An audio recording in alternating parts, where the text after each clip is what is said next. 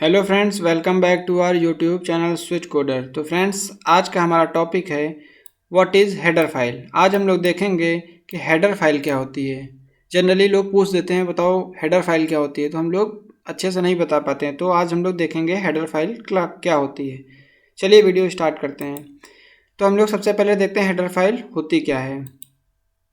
तो लिखा है it is a pre defined standard library. ये क्या होती है? प्री डिफाइंड स्टैंडर्ड लाइब्रेरी होती है। मीन्स पहले से ही इसको डिफाइन कर दिया जाता है। हेडर फाइल को पहले से ही डिफाइन कर दिया जाता है। It contains the set of functions. इसमें क्या होता है? फंक्शंस होते हैं। कई सारे फंक्शंस को इस हेडर फाइल के अंदर रख दिया जाता है जो हम लोग यूज करते हैं अपने प्रोग्राम में। हम लोग इन्हें क्रिएट नहीं करते हैं, इन फंक्शंस को। हम लोग फंक्शन तो क्रिएट करते हैं बट इनमें जो फंक्शन यूज पहले से ही होते हैं वो हम लोग उनका प्रोग्राम नहीं लिखते हैं। वो पहले से ही प्रोग्राम लिख कर उनको हेडर फाइल में स्टोर करा दिया गया है। जब हमें ज़रूरत होती है तो हम लोग हेडर फाइल इंक्लूड कर कर उन फंक्शंस को यूज कर लेते हैं। तो ये क्या है? प्री डिफाइंड फंक्शंस है। और इसमें क्या होता है? सेट ऑफ फंक्शंस स्टोर होते हैं। कई सारे फंक्शंस को इसमें डाल दिया जाता है। It contains definitions of functions. इसमें क्या होता है? फंक्शन की डेफिनीशन लिखी होती है। डेफिनीशन क्या होती है?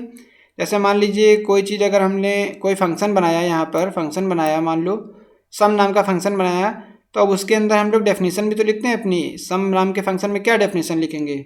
उसके बारे में बताएंगे कि ये सम फंक्शन क्यों बनाया हमने, तो हम किस लिए बना रहे हैं उसको। सम फंक्शन को ऐड करने के लिए 2 नंबर या 3 नंबर को ऐड करेंगे तो उसमें एडिशन का हम लोग कोड लिखेंगे अंदर। तो ये क्या हुआ? डेफिनीशन हुई फंक्शन की। तो वैसे ही अगर हम किसी फंक्शन को यूज कर रहे हैं, जैसे मान लीजिए CLR SCR हम लोगों ने लास्ट वीडियो में देखा था, या गेट्स फंक्शन, पुट्स फंक्शन, इनको हम लोग यूज करते हैं। ये भी प्री डिफाइंड फंक्शन है। तो इनको हम लोग बनाते नहीं हैं, ये पहले से ही हेडर फाइल में लिखे हुए हैं, कोड हैं इनके। तो इसलिए ये क्या है? प्री डिफाइंड फंक्शन है। और ये इनमें क्या होता है? डेफिनेशन ऑफ फंक्शन स्टोर होती है। मीन्स फंक्शन की डेफिनेशन होती है। दैट यू कैन इंक्लूड और import using a pre processor directive.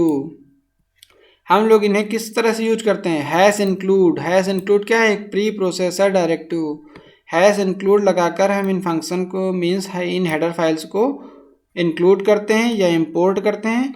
फिर इन हेडर फाइल से हमारे जो फंक्शंस हैं वो प्रोग्राम में यूज होते हैं। हमारा कंपाइलर डिटेक्ट कर लेता है।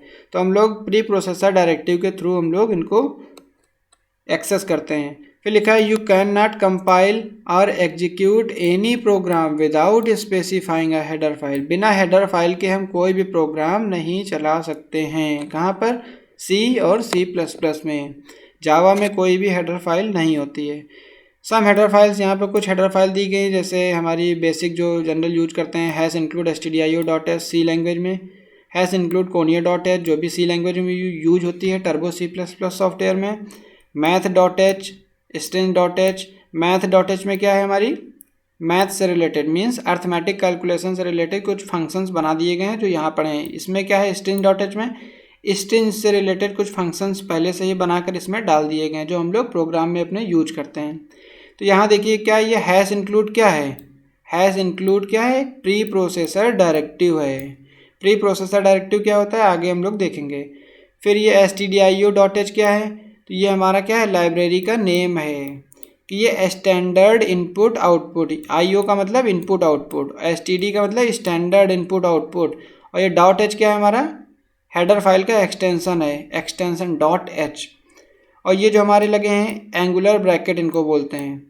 तो इस तरह से हम लोगों ने 3 पार्ट्स में डिवाइड करा है। फर्स्ट होता है हैश इंक्लूड जो हमारा प्री प्रोसेसर डायरेक्टिव है, देन एंगुलर ब्रैकेट होता है, उसके बीच में हम लोग लाइब्रेरी का नेम लिखते हैं। जो भी लाइब्रेरी, जो भी हेडर फाइल इंक्लूड करनी होती है उसका नाम लिखते हैं। अब देखते हैं कितने टाइप्स की हेडर फाइल होती हैं। There are 2 types of header file in C++ और भी जो प्रोग्रामिंग लैंग्वेज में, उनमें 2 तरह की हेडर फाइल होती हैं। एक होती है स्टैंडर्ड लाइब्रेरी हेडर फाइल और दूसरी होती है यूजर डिफाइंड हेडर फाइल।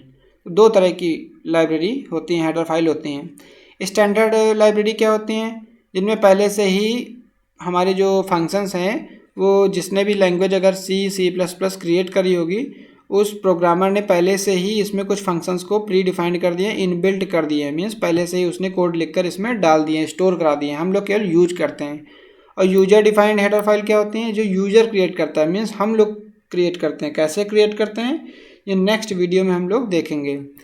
तो चलिए आगे बढ़ते हैं। अब देखते हैं वर्किंग क्या है, working of C header file. C कैसे मीन्स सी में हेडर फाइल कैसे वर्क करते हैं इसको देखते हैं। With the help of hash include, hash include की मदद से, हैश इंक्लूड क्या है, प्री प्रोसेसर डायरेक्टिव है। इसकी मदद से हम लोग क्या करते हैं, you can include a header file in the program. हम लोग क्या करते हैं, हैश इंक्लूड की मदद से अपने प्रोग्राम में हेडर फाइल को इंक्लूड करते हैं। जब हेडर फाइल आ जाएगी तो उसमें प्री इनबिल्ट जो फंक्शन होते हैं, इनबिल्ट फंक्शन होते हैं, वो भी ऑटोमेटिक हमारा कंपाइलर एक्सेस कर लेगा। तो इसलिए हैश इंक्लूड लगाना ज़रूरी होता है। This pre processor directive tells the compiler, ये प्री प्रोसेसर डायरेक्टिव जो हैश इंक्लूड है ये क्या करता है, हमारे कंपाइलर को ये बताता है that the header file needs to be processed. वो हमारे कंपाइलर को बताता है कि ये हेडर फाइल की ज़रूरत है, किस लिए, प्रोसेस करने के लिए, बिफोर कंपाइलेशन। वो ये कहता है कि देखो हमने ये हेडर फाइल इंक्लूड करवाई है यूजर ने, तो ऐसा करो इसको प्रोसेस करो और इसमें जितने भी फंक्शन हैं वो इस प्रोग्राम के लिए एक्सेसिबल कर दो। मीन्स अगर यूजर चाहे किसी भी समय तो उस फंक्शंस को जो इस हेडर फाइल में इंक्लूड हैं, पहले से ही मौजूद हैं, वो यूज कर सके। तो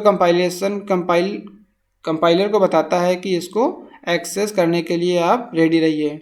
it contains all the important functions declaration. इसमें क्या होती है, फंक्शन की डेफिनेशन लिखी होती है, कई सारे फंक्शंस होते हैं, मैक्रोज होते हैं। मैक्रो क्या हैं ये हम लोग आगे पढ़ेंगे। डेटा टाइप होते हैं, इसमें जो डेटा टाइप हम लोग पढ़ चुके हैं। अगर आप लोगों ने वीडियो नहीं देखी है तो डिस्क्रिप्शन में प्लेलिस्ट है, जाकर देख लीजिए।